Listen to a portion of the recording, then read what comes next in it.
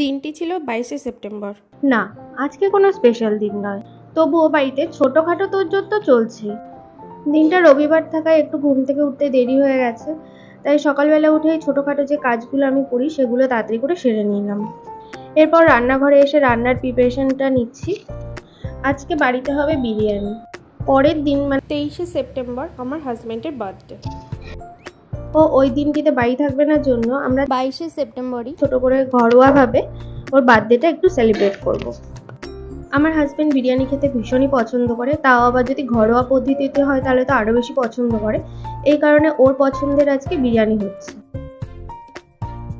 রবিবার জন্য আজকে সবাই দেরি করে উঠেছে, আর এরপরে আমি এখানে চলে এসেছি বিছানাটা গুছিয়ে নিতে। ওর বার্থডেতে কাউকেই বলিনি, কারণ একদমই ঘরোয়াভাবে বার্থডেটা করছি। ইনফ্যাক্ট আমার বাবা মাকেও বলা হয়নি। আমরা বাড়ির 4 জন আর নতুন যে সদস্যটা এসছে কাজু, ওকে নিয়েই এবারে বার্থডেটা সেলিব্রেট হচ্ছে। এরপর এখানে আমি বিরিয়ানির প্রিপারেশনটা নিচ্ছিলাম। বিরিয়ানিটা বসাতে একটু দেরি হয়ে গেছিলো, তাও তাড়াতাড়ি করারই চেষ্টা করছিলাম। এর মধ্যেই আমার ফ্লিপকার্টের পার্সেল এসেছিলো, ওটাই খুলে দেখছিলাম যে পার্সেলটা কেমন এসছে। দুপুরবেলা খাওয়া দাওয়া সেরে একটু বিশ্রাম নিচ্ছিলাম। বিকেলবেলা দেখি মা চলে এসছে কাজুর সাথে দেখা করতে। মা জানতো না যে আজকেই ওর বার্থডে সেলিব্রেট হচ্ছে। তো যাই হোক, আমি সন্ধ্যেবেলা চলে গিয়েছিলাম কেক কিনতে। এখানে আমি লোকাল একটা দোকান থেকেই কেকটা নিয়েছি, আর এই হোয়াইট ফরেস্ট কেকটা আমি নিয়েছিলাম। একটুখানি টেনশন ছিল যে কেকটা কেমন হবে, কেকটা ফ্রেশ হবে কিনা। তবে বিশ্বাস করো, কেকটা দারুণ খেতে ছিল আর ভীষণই ফ্রেশ ছিল।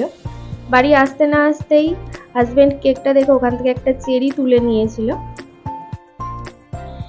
এরপর সবাই মিলে আমাদের ছোট্ট কাজুকে নিয়ে কেক কাটিং করলাম। এটা ওর বাবার সাথে প্রথম বার্থডে সেলিব্রেশন ছিল। কেকটা শেষমেশ আমিই কাট করলাম। এই দিনটাতে আমি বিশেষ কিছু করতে পারিনি, তবে ছোট ছোট মুহূর্তগুলো দিনটাকে অনেক বেশি বিশেষ করে তুলেছে। এরপর সবাইকে কেক খাওয়ানোর পালা, আর এইভাবেই কাটলো আমার এই আজকের দিনটা। এই ছিল আজকের ভিডিওটা। দেখা হবে পরের ভিডিওতে।